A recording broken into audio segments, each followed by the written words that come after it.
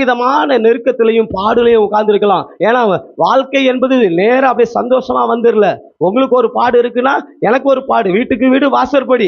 சின்ன வீடா குடிசை வீடா இருந்தா சின்ன வாசற்படி, பெரிய பங்களாவா இருந்தா பெரிய வாசப்படி. ஆக மொத்தம் வாசப்படி இருக்குது. அப்ப நம்ம இங்க இருந்து பார்க்கும்போது வாசப்படி இல்லைன்னு நினைச்சிடக்கூடாது. எல்லார் வீட்டுக்குள்ளேயும் எல்லார் மனசுக்குள்ளேயும் 1000 பிரச்சனை இருக்குது. நெருக்கம் இருக்குது, போராட்டம் இருக்குது, அவமானம் இருக்குது, நிந்தை இருக்குது. எல்லாவற்றையும் சகிச்சுதான் ஓடுறீங்க. யாருக்கு சகிச்சு ஓடுறீங்க?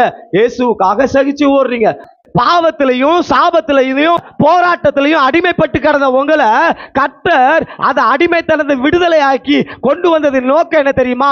பாலும் தேனும் ஓடுகிற நலமும் விசாலமுமான தேசத்துல உன்னை கொண்டு போய் சேர்க்கணும். அதுக்கு தாங்க அழைச்சிருக்கிறாரு. அழைத்த தேவன் கொண்டு போய் சேர்ப்பார்.